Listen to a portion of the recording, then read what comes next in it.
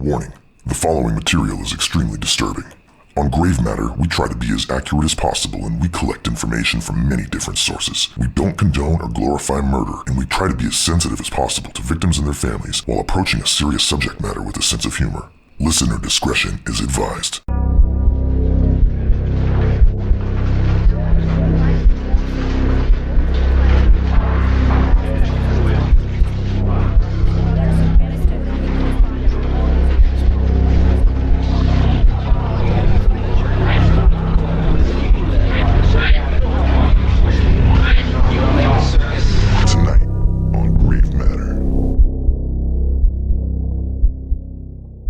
All right, welcome to the Grave Matter, where the murders are real and the points don't matter. My name is Chris Lang. I'm here with my wonderful co-host, Jillian Gentry.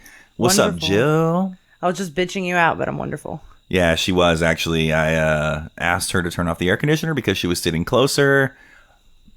I don't know what to say. We're going to have a poll on Facebook about whether or not I made the right choice. All right, check us out on Facebook. I don't know. I turned the shit off, okay? You win, Ginger Boy. Ginger Boy wins Gingerbread again. Man. I am the Gingerbread Man. Miles. Let's keep the classified information on the low. Okay, so here's the thing. Welcome to episode 14. We have a very interesting and special episode lined up for you. We are going to be discussing 3 things today. 3 topics. I'm going to be going over John Robert Williams, another 3-namer.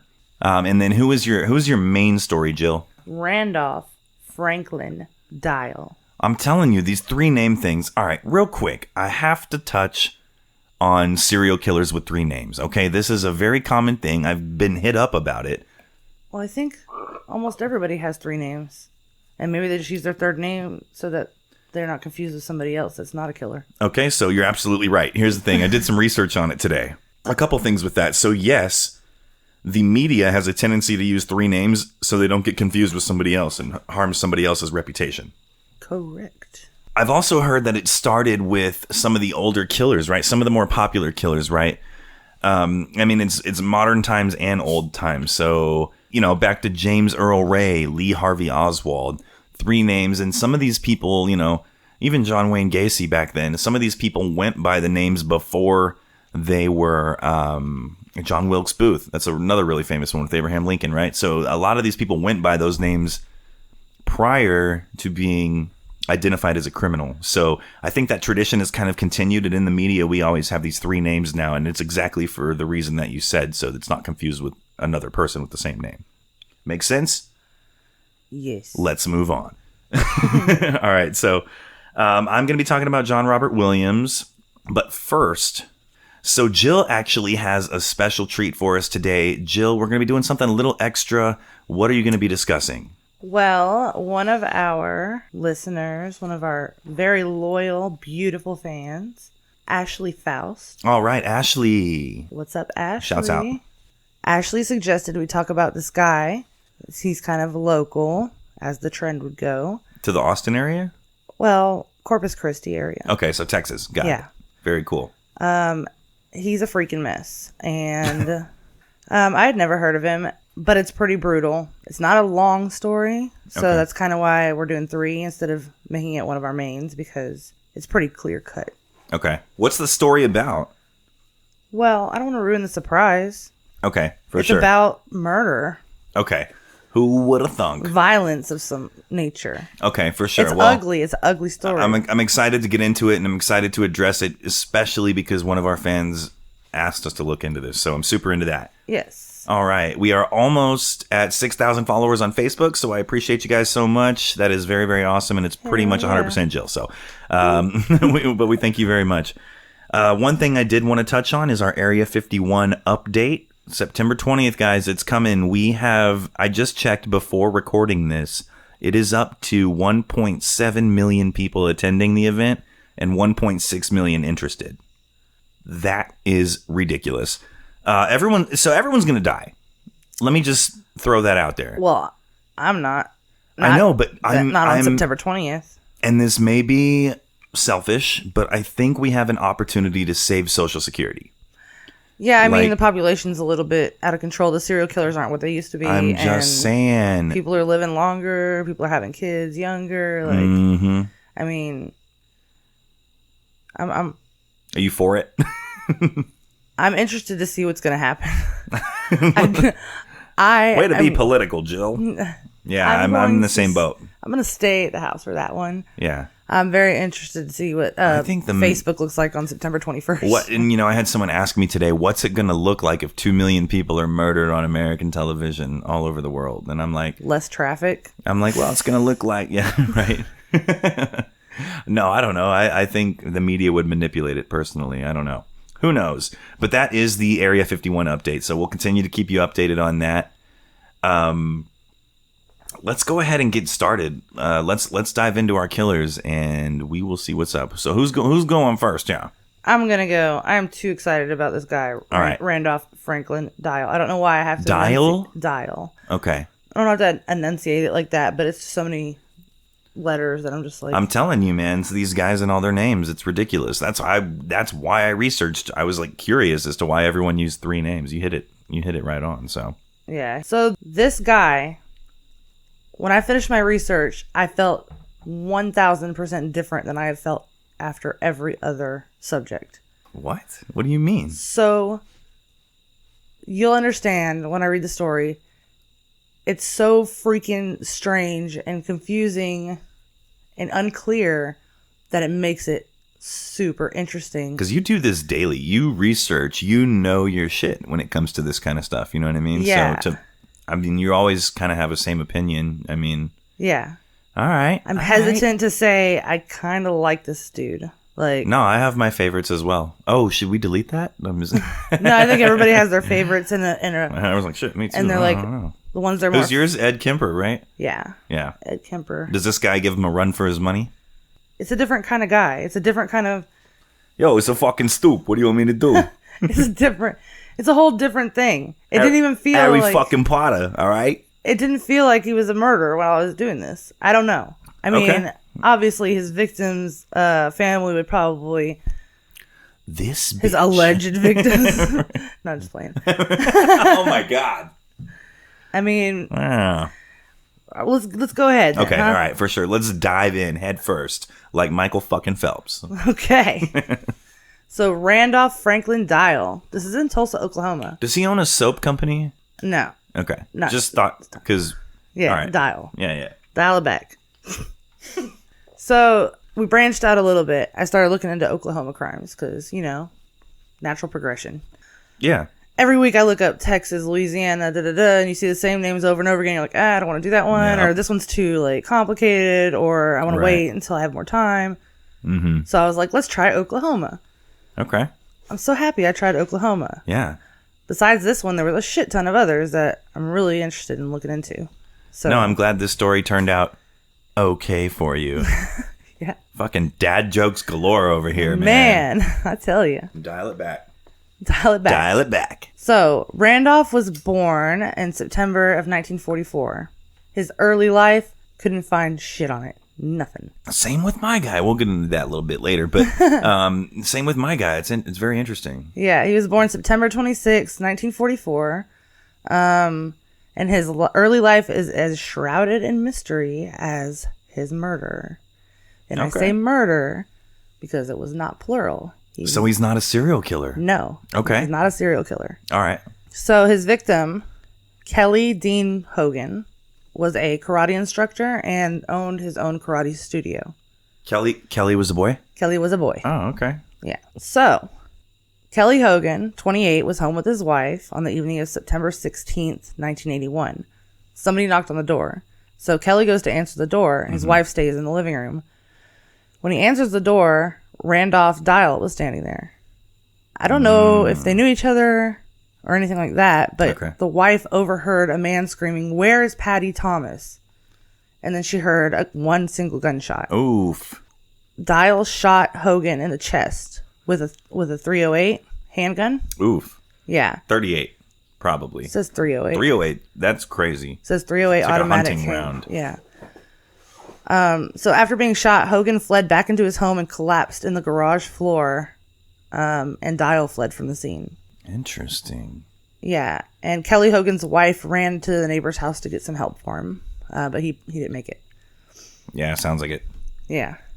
So during the investigation of this shooting, the wife had no idea who came to the door. She just heard, "Where is Patty Thomas?" Like, she heard somebody shouting, "Where's Patty Thomas?" Right. So the police start looking into this. So she didn't see him or anything? No. Oh, man. She heard him shouting, and then she heard the gunshot, and then her husband ran through and fell on the garage floor and died. AKA fine fucking Patty Thomas. Yeah. So during the investigation, police actually discovered that Kelly Hogan had an appointment to meet with a woman named Patty Thomas. Okay. That day. But she never turned up. And he had never mentioned it. So it's really strange. Yeah. Was she like a doctor or something? Or they never know. The police interviewed dozens of Patty Thomases in the state, in the area. Patty Tomai. What's the plural of? I don't know.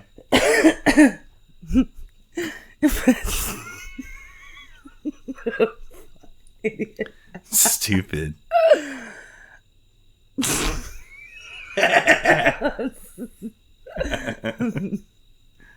Yeah, multiple, plural. Patty Tomai. Anyways, they're interviewing all the Tomai.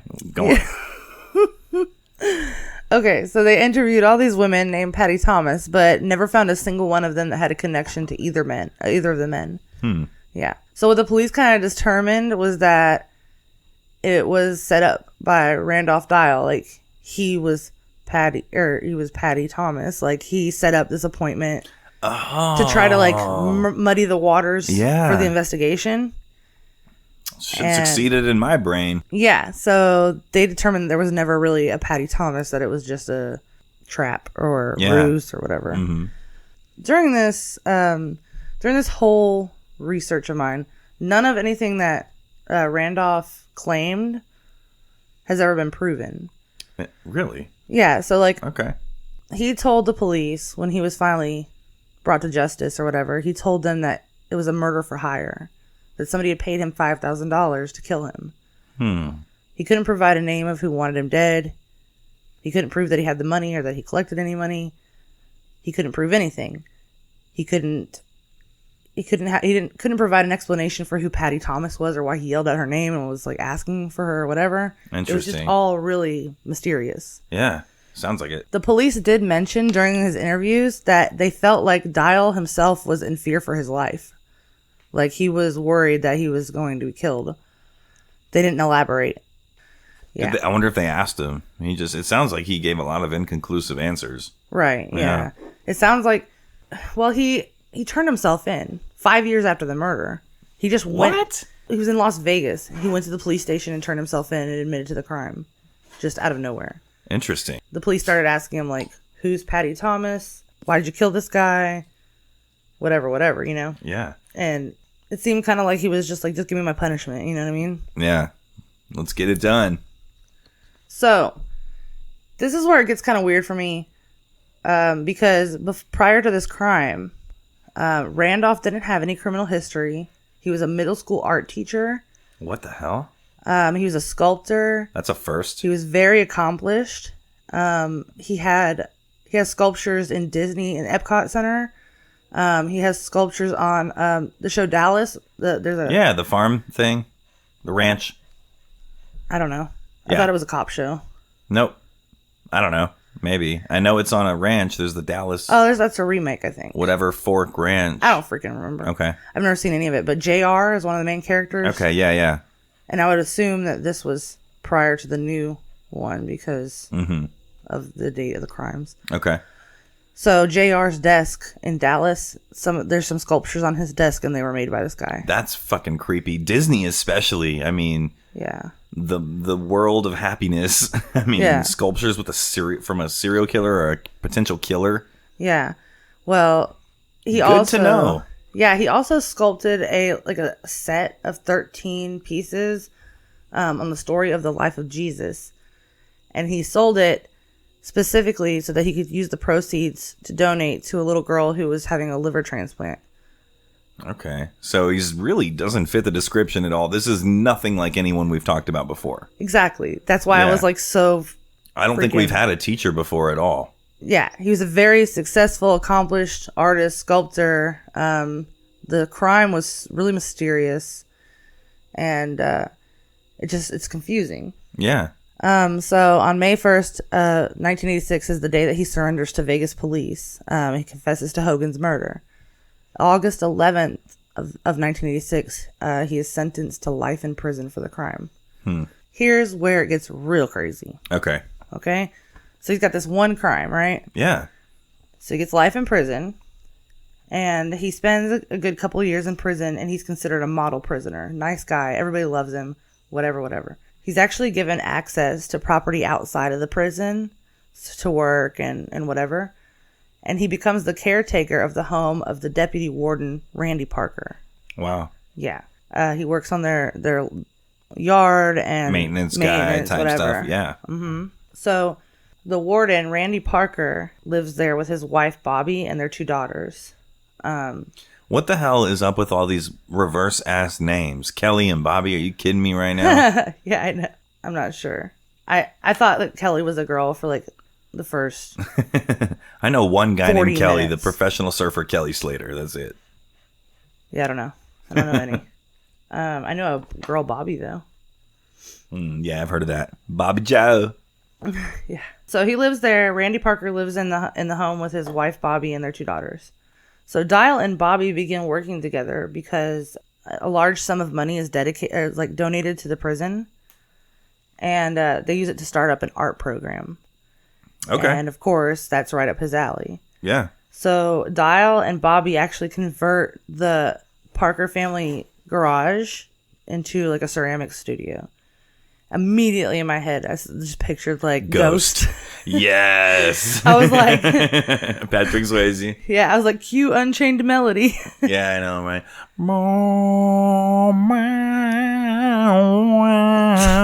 I don't know what's going on here. I think that's how it goes. I am so distorted, I can't even remember how it goes now. So that's okay. Thanks to you. You just...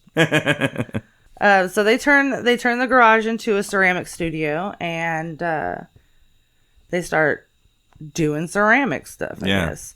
So I smell an affair coming. Well, Randolph starts getting feelings for Bobby, which is to be expected considering he's in prison. He ain't and getting none. She's the only woman within probably 1,000 miles, you know? Yeah.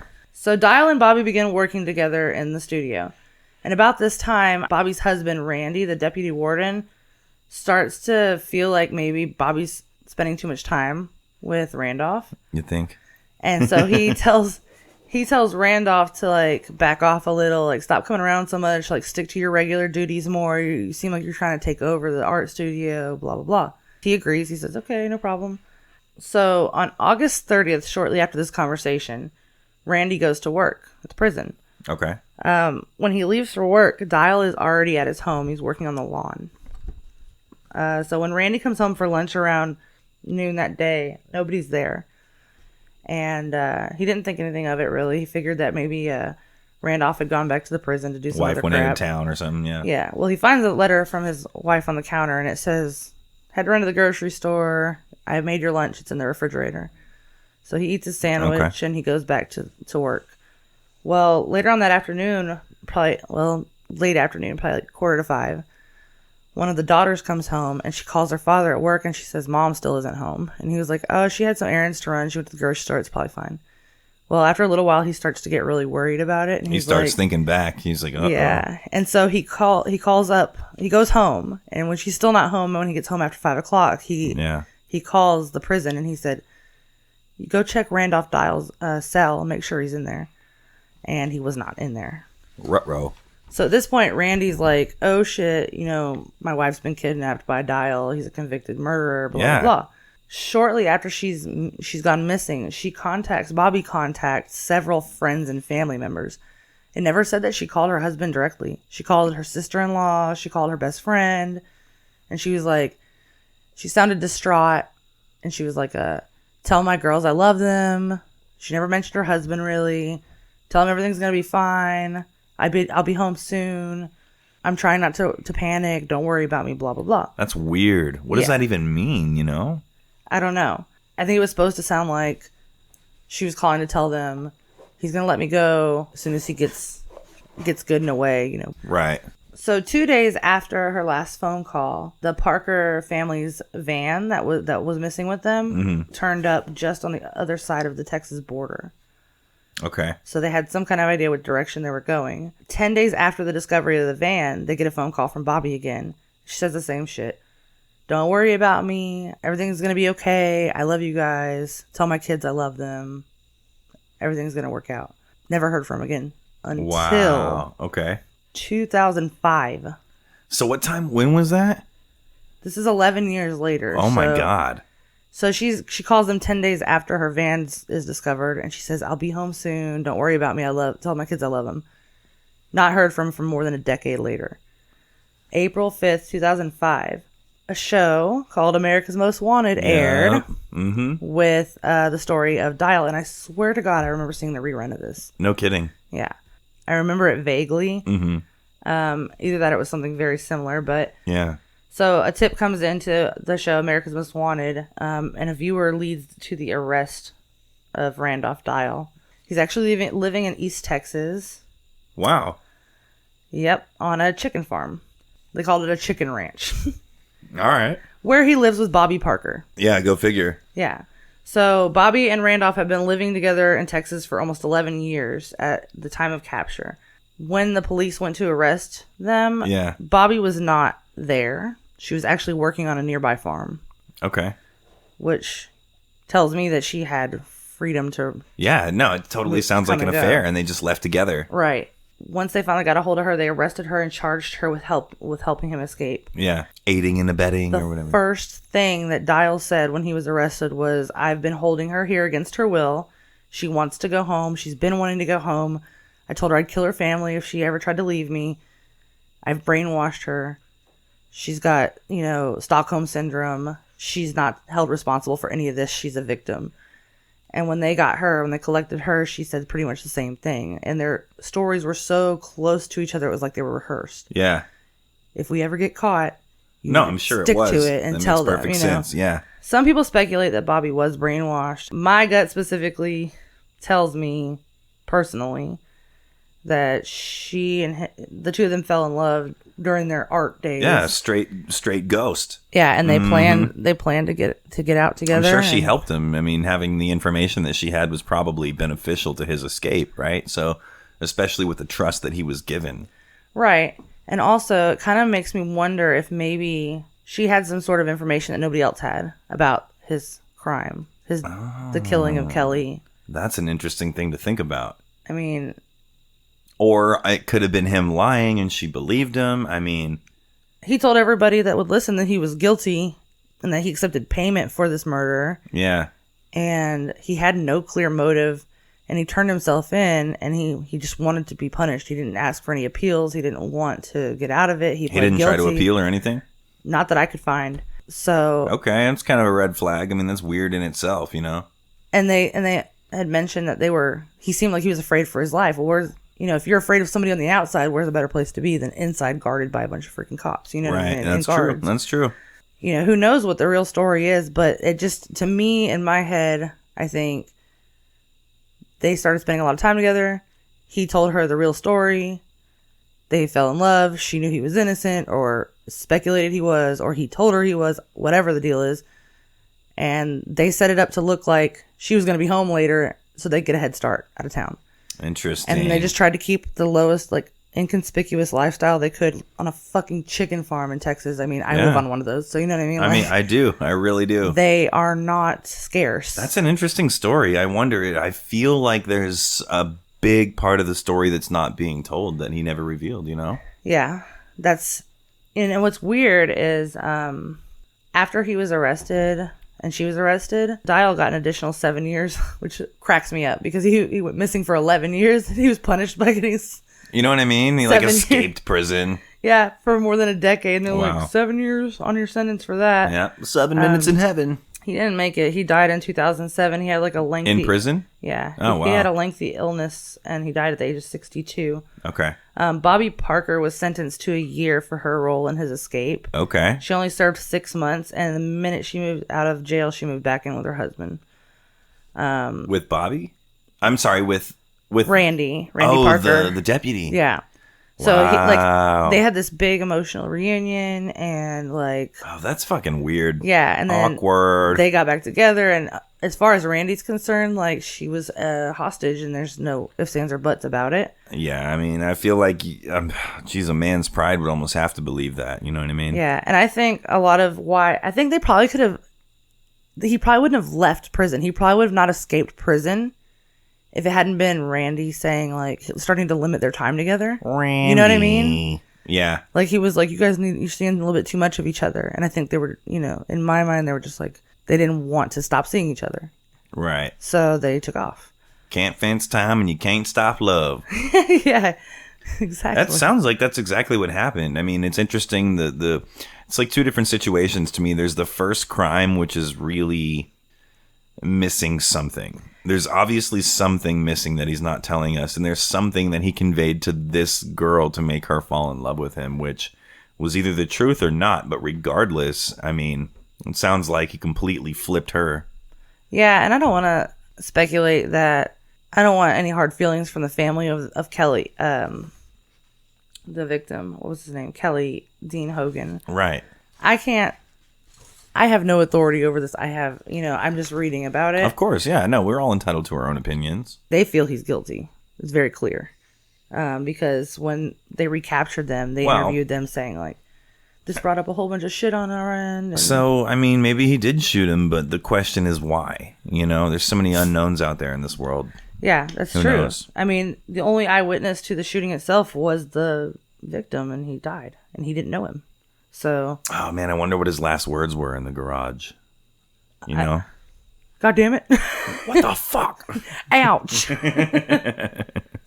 We'll talk about that a little bit later. At least I wasn't in the backyard. Oh damn. No, No, that's a crazy story. That is. I mean, it just the problem is it leaves so many questions. I bet everyone's going to go do some research after this and see what's up. I thought it was a super cool story regardless. Yeah, it is. It's really fascinating to me. It's almost like a border of a conspiracy. Like, what really happened? You know what I mean? Mm-hmm. Whether he killed the guy or he didn't kill the guy, it's still made for an interesting story regardless. Yeah, absolutely. I'd like to think that he didn't have a choice or he was innocent, because he just sounds like such a fucking nice guy anyway. I mean, charity for kids and Disney World and a teacher, a middle school teacher, you know what I mean? 3 for 3 right Some there. beloved teacher and Disney and neighbor. Nonprofits, Jesus. Yeah, I'd hate to think that he's capable of just shooting somebody randomly and making up, like yelling a random name. Yeah, just so that he could make it easier to get Marie away. Callender's. Like, what? Isn't that Chicken pot pies? Have you seen? I mean, I remember that Dane Cook joke where he was like talking about committing suicide, and he's like, "What if the guy that shot himself in public, like, ran out? There's a guy that ran out and shot himself in the middle of public. What if that guy? What if his last words was who the fuck farted?" And just blew his fucking brains out immediately. Like everyone would be like, who fucking farted? Like, you know what I mean? I thought that was a good one. Yeah, that's actually an interesting idea of somebody who's going to do something like that. They could Might say as well, anything and it you know would what I go mean? down in history. Like, It would, yeah. they could run over and be like, Area 51's real. And you're just like, oh shit. Rudolph had a shiny nose. And be like, damn, that shit must have been shiny as fuck. This guy ended it. You know what I mean? Yeah. All right, so let's super weird. Let's move on here. I'm going to go ahead and talk about my killer. He's actually going to be a pretty quick story. He's also a 3-namer. He's a Trinity. For our Dexter fans. His name is John Robert Williams, a.k.a.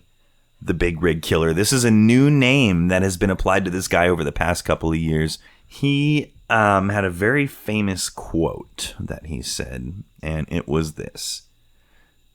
So basically, here's what happened. So let me do it like...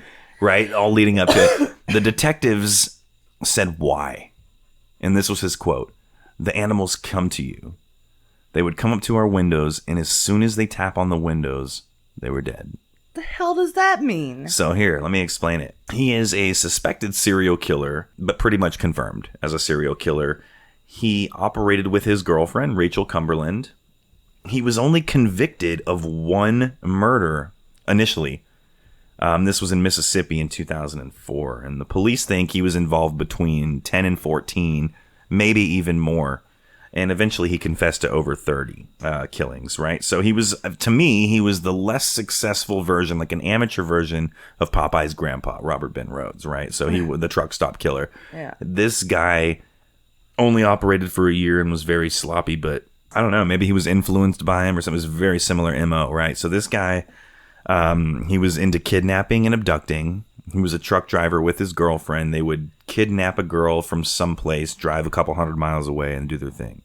It was very difficult to catch them, right? So it was kidnapping and abducting, which is very easy, obviously, on the road, or at least a lot easier. Rape and torture, and then eventually they would murder him by shooting or strangling, usually. This guy was all over the country. He was not smart at all. And he was not careful. He didn't care. Neither was his girlfriend. He was extremely talkative about everything. I mean, he was out in the open. Initially, when I researched this, I thought to myself, this guy was brilliant. He knew exactly how to get away. And then after a while, I realized this guy was just lucky. He was dumb. I mean, straight up, he was absolutely dumb. He looked kind of dumb. I remember his picture, the blonde hair and the brown sideburns. Yeah, yeah, absolutely. He reminds me of Timothy McVeigh, but same thing as your killer. There's very little known about his childhood. I did find a couple sentences throughout a few different articles that basically stated he had a troubled childhood and something went wrong. Ominous. You know what I mean? I mean, what type of mystery men, Kenan and Kel bullshit? Like, I had no idea what it was. I never found out. I do know that he was from Mississippi. He spent most of his time living there. And at a relatively young age, he became a truck driver, a long haul truck driver. So he was constantly bouncing around to several different companies. He wasn't really able to keep a job. So it was always long haul trucking, but it was this company to that company, a couple months here, a month you're there. late because you're abducting people and spending a freaking weekend I don't know. with them. So here's the thing. He did bounce around a lot, and I'm noticing that it seems to be a trend with our serial killers and not being able to keep jobs. I mean, I've been there, but for other reasons. But I think that in this particular case and in several similar cases, it might be related to the mental issues that a serial killer goes through or experiences. You know what I mean? I think there might be something tied into that. It's a very common trend. Anyways, I digress. He hated hookers. A lot of them do. I wanted to lead into that a little bit better, but that was pretty abrupt and amazing. So yeah, he actually developed at some time during his teenage years an intense hatred for prostitutes. I do see that as a common thing. I don't know why, though. Maybe it had to do with his troubled childhood. I think something was, I wonder what it was. It had to be tied into that somehow. I've seen several TV shows, documentaries, or whatever, where somebody grows up to be a serial killer and it shows like flashbacks to their childhood, and it's like, my dad forced me to be with a prostitute when I was 12 years old, shit like that. Yeah, like we've seen the most fucked up shit to the point where we almost feel bad for these people, especially as children, and then as they evolve into these monsters, we're like, okay, well, you're kind of a douchebag, but I feel for these kids that before they turn into that, you know what I mean? I really do. So I think that there was some traumatic stuff back in his early life. We started watching Mindhunter, and Edmund Kemper is on it. Shouts out Hannah Hughes. Appreciate the recommendation from Mindhunter. We love you. You're amazing. I need to watch it more for sure. He says something. I've only seen like one episode, so sorry. Hannah. Oh, really? I'm so sorry. Yeah. We're on like 4 or 5, but okay. Well, that's once again not being invited, just like the family reunion. Totally cool. Let's move on. He says something along the lines of like, mothers, treat your sons well, like don't treat them like outcasts. Let the bed bugs bite. Oh, something along those lines about like, be careful how you treat your boys. As a mother. Yeah. Mm-hmm. That makes perfect sense. So for him, it does. Well, that's what I mean. Yeah. Let's talk about the murders. We'll start with his one conviction and kind of work our way back a little bit through the facts here. Let's talk about the primary crime, which I think would be a great name for something. Primary crime. Anyways. Maybe that can be our side stories. Let's take a trip back. One of the primary crimes. Primary crime. Let's take a trip back to July 18th, 2004. George W. Bush was our president. He was really pushing freedom fries, and people were dying all over the country. Here's what's going on in your neck of the woods. I'm going to get sued by like every celebrity, by the way. Anyways. July 18th, 2004, right around lunchtime, 11 a.m., the body of Nikki Hill was found, a 28-year-old from Oklahoma City. She actually turned up right outside of Philadelphia. They found her body. She was fully clothed with what appeared to be multiple, and get this, it's disturbing, but I don't want to say try and picture it, but you're going to now that I said that, multiple shotgun wounds to the face. I wouldn't expect there to be anything that you could consider a face after that. So the way that they worded it sent chills down my spine. Our best guess is that there were multiple shotgun wounds to the face. Meaning it was just a shape there's of nothing a head. Left. Yeah. Or not. I don't know. True. Probably look like fucking Hey Arnold with the... What? What's up? Anyways, moving right along. It's our first Nickelodeon reference in a while. First Nickelodeon reference. I pull a slime thing. What was that chick's name? Lori Beth Denberg? I don't know who the hell you're talking about. This is all that. Oh, I know who you're talking about. Yeah. No, we talked about... Who did we talk about? What was the last Nickelodeon reference? We didn't have any Nickelodeon reference. Yes, we did. I don't know. Doug Funny. Doug Funny! Yes! Oh my god, that was brilliant. Wasn't that our first episode? It was one of our first. It may have been the very first, but he skeetered all over this place. Yeah, exactly. So, back to the reality of our terrible experience here. She was found fully clothed with what the best guess would be was multiple shotgun wounds to the head. Initially, they had arrested the girlfriend of Williams within a couple weeks, but she wouldn't talk. The reason why they arrested her, they never would have got caught, in my opinion, except that they at some point developed some type of paranoia, and they called the police themselves to report the body that they dumped. Here's your fine. That's happened before, actually. I mean, I understand why, I guess, like the mentality of it, of trying to be like, we wouldn't have done it, you know what I mean? Well, some of them like to sit back and watch all the chaos go on that they caused. Oh, that's fucking... Okay, so I don't understand that. That's they'll sit absolutely nearby terrifying. and they'll watch the police show up, and they'll watch all the authorities, and they'll be like, look what we created, you know? Well, here's how it went down. They arrested the girlfriend after questioning her for a while. And that was within a couple weeks of finding the body initially, right?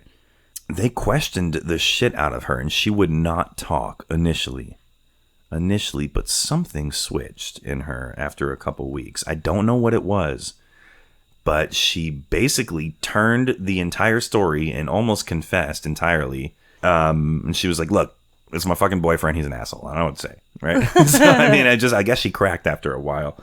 They issued a warrant in early August and apprehended him soon afterwards, right?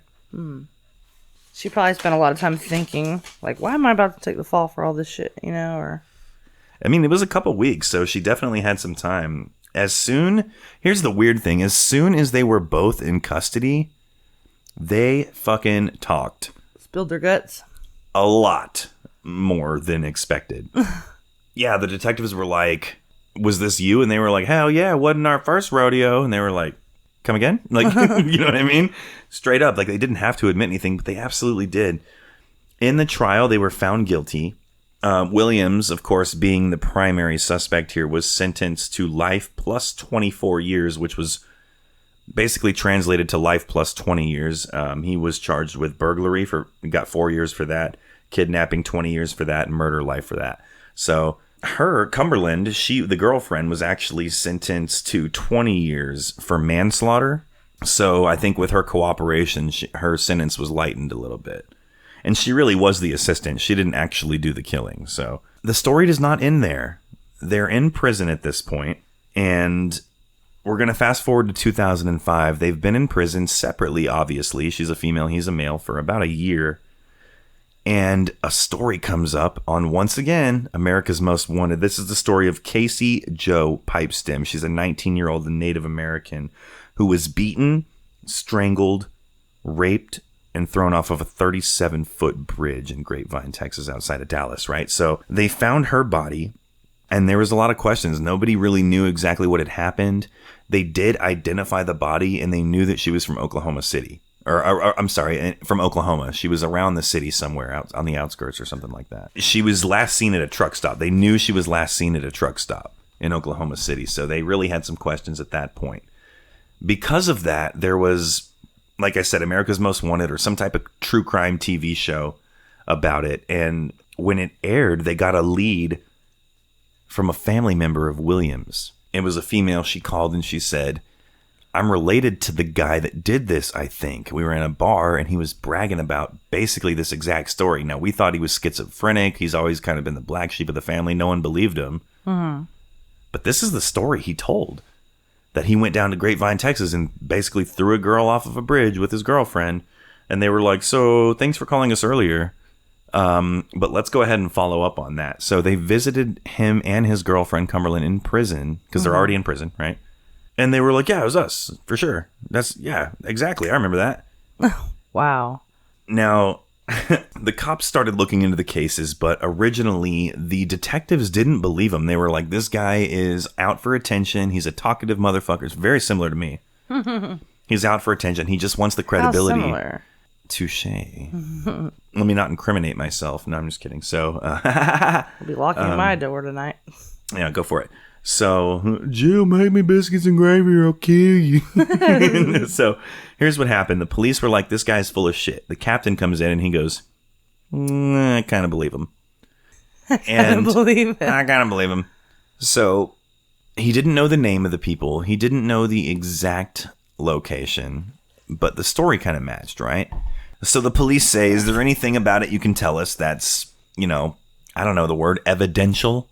Evidential? Did I make that up? That sounds legit. How can you prove that it was her? And he goes, oh, that's little girl or whatever. Sure enough, she had a tattoo on her fucking shoulder with the words little girl written right above it. And they were like, that's pretty accurate. You know what I mean? I kind of believe him more. Yeah, well, right? So we'll talk about that later. He knew the tattoos. The cops started looking into the cases, and although the captain believed him, there was never enough evidence to convict him of these additional crimes, right? So they started building cases. Just for fun? I mean, for closure, but they never really were able to find anything. Eventually, he was convicted of like one more, but he admitted to over 30. That's terrifying. I mean, and it was, he was all over the country. There were different methods of execution. Some of the victims were tortured. One of the girls, let's get into some gory details if you're ready for this. One of the girls was duct taped, and because she wouldn't stop like screaming, he bashed her head in. And as she was almost about to die but still breathing, he decided to finish her off by strangling her, right? Another girl was tied up and then run over by their 18-wheeler. Holy shit. Mm-hmm. Which I think is extremely stupid because you would think that there would be, all how many kinds of evidence? DNA, right? How many times have we seen the tire tracks with what's his dick, right? The tire tracks, that's what fucking got him. Gillis. Oh, I was just peeing next to the body. Sean Vincent Gillis. All right, Sean. Yeah, you big dipshit with the blood in the window. Yeah, is that the same guy? Is that the same guy? Yeah, stupid ass moron. So Williams is actually in Lafayette County Jail in Oxford, Mississippi. Last time I checked, which is fucking crazy. Any prisoner will tell you they would much rather be in a penitentiary than in the county jail, right? Because that's like a holding cell. Last time I checked, he was still in county. Oh, wow. Which is, that's like sitting in the DMV all the time? It's like sitting in the DMV for your entire life. It's like sitting in the doctor's waiting room but never going to see the doctor? Pretty much, right? So yeah, exactly. He's there forever. No possibility of parole. His girlfriend was released after 8 years of the 20 on good behavior and actually lives in Mississippi to this day. What's her name? Cumberbend or something. Her name was actually Bitch Tits McGee. Sounds like a pretty accurate description anyway. Something Cumberland. Cumberland Road. Or is that Copperhead Road? Yeah. Isn't that kind of shoes? So her name was something Cumberland. I don't exactly remember the name, but yeah, she was actually released. And you can look him up, the big rig killer girlfriend. I believe he also goes by the I-40 serial killer.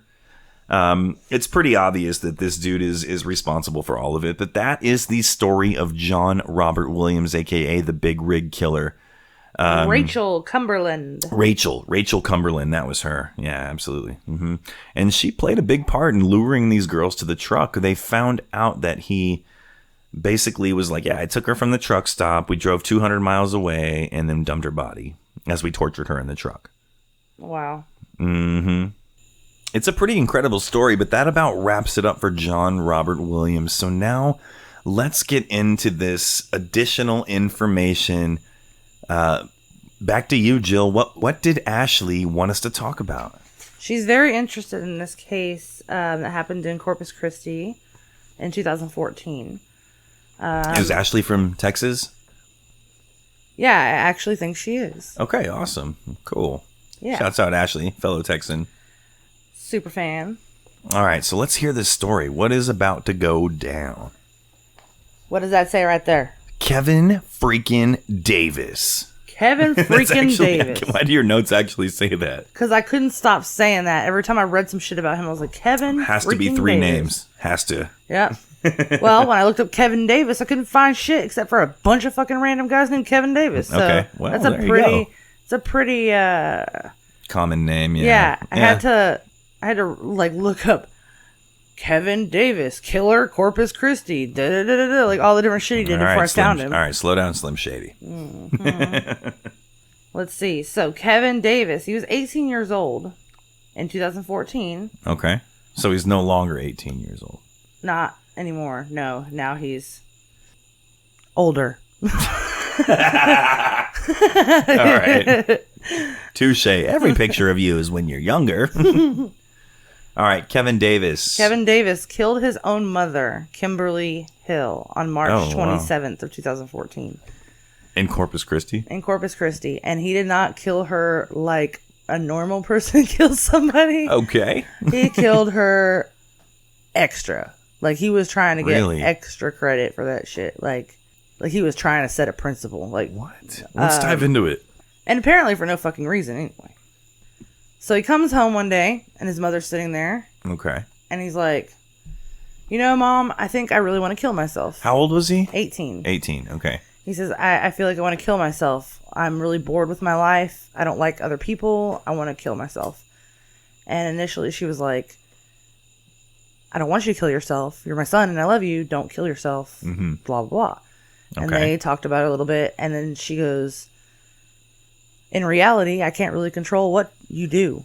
You know, Okay. Red flag number 1. if you if you're going to kill yourself, then there's nothing I can do to stop you. And that very moment, he decided she was going to die. Just based on that sentence alone, Wow. he killed her. So he began trying to strangle her with a cord, like an electric cord. They're like in their house at this point? Yep, right in Wow. their house. So this is a really uncomfortable crime. Okay. He strangled her with a cord, like an electrical cord, and she wouldn't stop screaming. She kept screaming. He wasn't able to effectively dispatch her that way. Okay. Weak motherfucker. Yeah, well, he's a skinny little Nimrod. Skinny little Nimrod? Okay. When the electrical cord didn't work, he began to beat her with a hammer. Okay. And he effectively made that work. Yeah, I mean, it doesn't take a fucking, you know what I mean? Well, he beat her to the point where her head cracked open. This is really, I really hope her family doesn't have to hear this, but Oh, we respect the family. It's just public knowledge, and we're actually going to be discussing some personal murder stories of my own here in the future, involving my own family members, immediate family members that you know of that I haven't mentioned yet. So I have a direct family member that is in prison for a life sentence right now that we will talk about. And when I say direct family, I mean direct family. So we will talk about that eventually. I always wondered if you would ever. Of course, I'll bring it up eventually. Mm-hmm. All right. So, once he killed her with the hammer, he went after her with a knife. And he stabbed her repeatedly in the head and the face with a knife. Okay. After the murder, So he went from, real quick, I didn't mean to interrupt. He went from electrical cord that didn't work to a hammer that did to a knife to finish. right? Wow. Yeah, and it doesn't get any better after that. But after the murder, he actually sat around and waited for his sister to come home because he wanted to kill her too. Okay. Little sister? Older sister. I believe it was his Jeez. older sister. I'm going to get into the details of the crime a little bit more, but I'm going to go in the order I have it listed. Just Okay. Yeah, for sure. Because I did it for a reason. Yeah, of course. So he waited for his sister to get home, and after a while, he decided that he kind of, the way he said it to the police, he was like, I was kind of done at that point. Like, I just decided it was enough murder for me, and I was going to hit the road. So he packed a bag, got a bunch of his crap together, he got his bike, and he left his mother like that. And he actually scrolled on the wall some notes for his sister to find in her blood, like, Christ. sorry for the mess, and just shit like that. Wow. Really cold-hearted kind of shit. Yeah. So he left, he took his stuff, got on his bike, and he took off.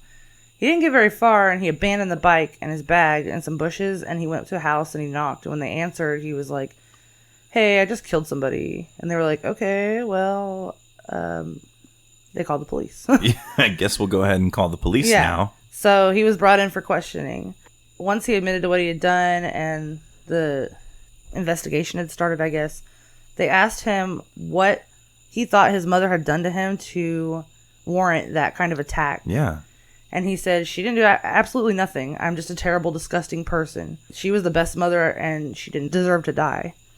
Yeah, it sounds like he had kind of, I mean, from the sound of the story, it sounds like they had a relationship their entire life. He lived with her, obviously, and he snapped and then regretted it. That's what it sounds like. No. Okay. To be continued. So the detectives asked him if he regretted his actions, and he said, in a way, yes, but I wouldn't take back what I did. I did love her in a way. I'm just a terrible, disgusting person. Agreed. Yeah. Then he confessed to raping his mother's body after he killed her. Holy shit. Detectives asked him to elaborate, and he says, well, I guess I lost my virginity to a dead corpse. Just like he was talking about what he was going to get at the grocery store. Wow. Yeah, during... His own mom? Yeah. During the... Eminem song. No shit. During the trial, jurors had to listen to his confession tapes where he described how he murdered her. He said in his confession, quote, I cracked her head open. I put my hand inside of the wound, and I put the knife in there and mushed and moved her brains around to make sure that she was in fact dead. Wow. Kevin admitted that if he was given the chance, that he would kill again. Kevin freaking Davis. Exactly. Wow. He was quoted saying, I don't have standards. I don't have morals. A body is a body. It's just a piece of meat. Okay, so there's some red flags. This doesn't seem... Now, at this point, it doesn't seem like a crime of passion. It seems like it's been this way for a long time, and he's been hiding it or something. The very next sentence says, Kevin admitted during an interview with a psychiatrist during the trial that he had often had fantasies about having sex with his mother and sister's dead bodies. Wow. He pled not guilty. Wait a minute. What? Freaking Kevin freaking Davis. Okay, by reason of insanity? No. He said he claimed he didn't do it. And then he... Okay. They said, but by his confession tapes, on top of the very clear evidence at the crime scene, he had pretty much already sealed his fate. He was found guilty of second-degree murder and was sentenced to life in prison. It wasn't a capital murder, so... Why? Because he raped her after she was dead? I guess so. I'm not sure. I'm not really sure how that works. I think it's like if it's committed during the commission of another crime, like a robbery. So if you commit a felony during the commission of a different crime, then it's capital, right? So if you're murdering somebody while you're raping them or after you've kidnapped them, then that's exactly right. It's a capital punishment situation, especially, well, in the state of Texas at least. Right. Well, he's still locked up, and... Where this fool be? Locked up in Texas? I think. Okay. Because I saw something that But said... this all went down in Texas, right? Yeah. Okay, but so I saw he's either... something about Oklahoma or something, and so I'm really... and then I tried to look it up, and I couldn't find where he is exactly. Okay. And I was like, when did it weird. take place? 2014. That's pretty recent. Yeah, and his lawyer, as a last-ditch effort, asked the jury, or asked that he not be sentenced to the full life, or I guess he was facing 99 years in prison, and he was like, we just want to not have the maximum. So, want in one hand and shit in the other, I don't care. I mean, seriously, what happened? They gave him the maximum? Yeah. They gave him life. Yeah, they weren't cool with it. Yeah. As it turns out, that's illegal in Texas. Yeah, and it was very clear that he was not trying to get an insanity plea. He was like, I'm not insane. That's the strangest strategy. I bet his lawyer was going fucking crazy. He was like, Jesus Christ. Yeah, he was probably just a public defender. I mean, his mother was dead, so it was like he was 18 and rode a bike, so he probably couldn't afford he didn't have like the best counsel, I'm sure, as far as I mean, no offense out there to public defenders. Certainly no Robert Shapiro type situation, Yeah. I mean, the guy's tactic the glove doesn't fit. The lawyer's tactic was to be like, hey, how about we just not give him the whole time? Like, let's give him some of it. Say, bro, like, just in the benefit of my just to look like I showed up at work today. You know what I'm saying, right? Just for the benefit of my reputation. I just want to have my name on some paperwork so that if anybody asks later. But yeah, he's serving a life sentence.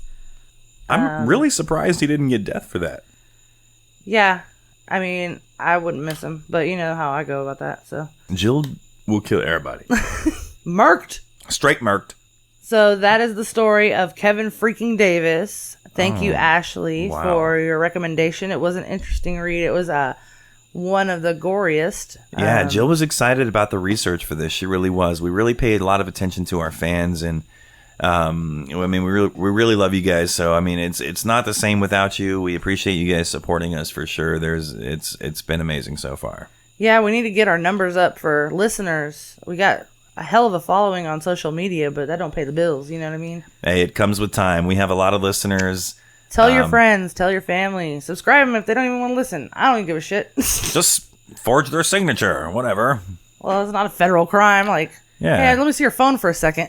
My mom did that to there was a lady cutting my hair the other day. My mom took the hairdresser's phone and was like, I'm just going to put this in here. And she was like, yes, thank you. So we appreciate shout out to my hairdresser. For real. We appreciate every single one of you for listening. And honestly, even if it was like one listener, I'd probably still do it. I just love this stuff. Thankfully, we are at quite a bit more than one. So I would just like to have more time to be able to do it more thoroughly and more often. Yeah, absolutely. And, absolutely. And it's so much work that you put into the story of the day. You know, I mean, I see Jill. I work a regular job and I work noon to 9 p.m. And I see Jill in the mornings. She'll be on the porch for an hour or two just doing research every single day. And that's something that should definitely be appreciated because it's not easy. And we've seen other social media sites steal our stuff or use our stuff, and we're cool with it. I mean, whatever. You know what I mean? Like, be an adult. I would prefer they share our stuff so that we get the followers from that. But you know, whatever. I've seen them like take the exact same story and change like 8 words and then post it with the same picture, and I'm like, I see you. You know what I mean? I see what you're doing. Stevie wanted to see what you're doing. You know I follow you back, right? Nah, but we appreciate you guys so much. So that is the 3 stories of today. I had John Robert Williams, and then you had Kevin freaking Davis. Yeah, and Randolph Franklin Dial. And Randolph freaking Dial. Like the most likable killer I've done so far, for sure. Yeah, so I think I have a favorite. Let us know who your favorite killer is. We are interested to know if there are stories that we haven't gone over, which I'm sure there's a ton. Please let us know. We love interacting with you guys. But that's it for today. Thank you guys so much. So check us out on social media, on our Facebook, and of course on our website, on Instagram, on the IG. We are on almost everything where you find your favorite podcasts, and look forward to our continued content coming out and us growing and you growing with us. Thank you so much, and we'll see you next week for episode 15. Take it easy, weirdos.